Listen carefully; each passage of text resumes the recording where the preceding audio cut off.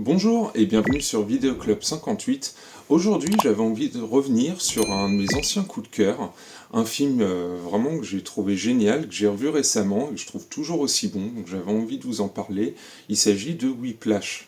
Donc pour ceux qui connaissent pas, Whiplash, c'est l'histoire d'un jeune musicien, un jeune batteur de jazz, qui intègre une école de musique et qui a pour ambition de devenir l'un des plus grands batteurs de jazz de tous les temps, tout simplement.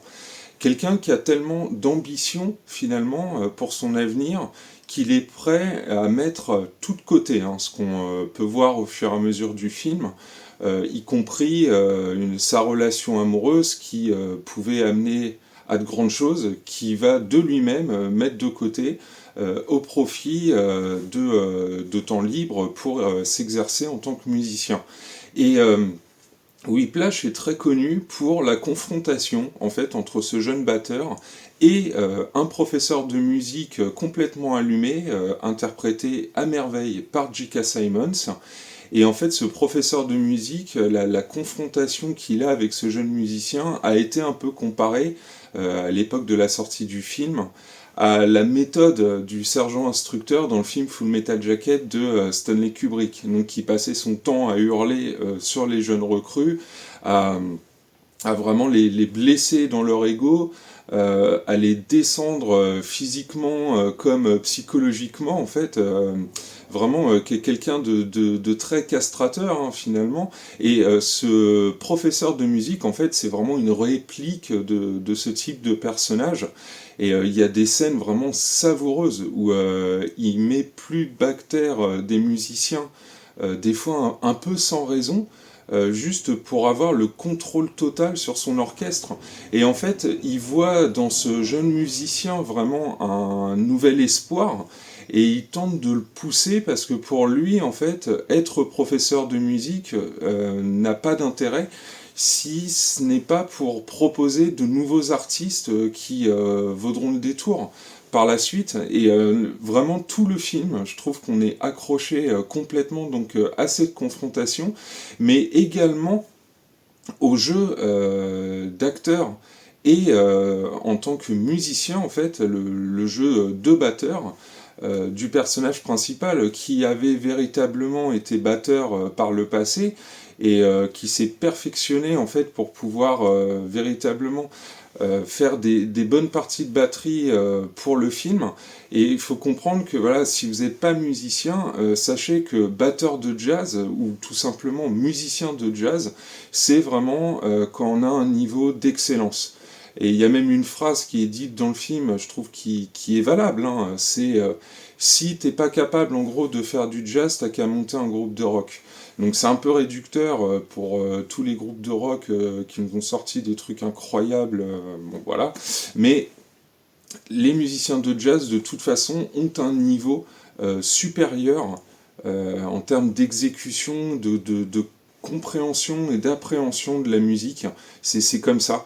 Et je trouve que ce film le représente très bien en fait. Il y a aussi une forte exigence en fait, justement vu le niveau requis pour pratiquer ce genre de musique.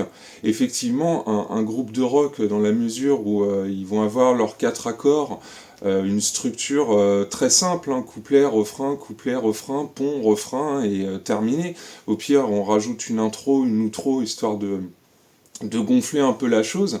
Mais le jazz, là par contre, c'est vraiment des structures très complexes et très difficiles à suivre, et vous pouvez vous en rendre compte pendant le visionnage de Whiplash, qui a une cadence à soutenir qui est juste incroyablement difficile, et je trouve que c'est très très bien rendu dans ce film, vraiment c'est cette souffrance que peut éprouver le musicien à se blesser au niveau des mains, de devoir continuer à tenir des baguettes alors que vraiment les nerfs sont en train de lâcher, la fatigue, vraiment l'épuisement en plus psychologique que provoque le personnage de J.K. Simmons, et puis vraiment je trouve que la musique jazz est sublimée dans ce film.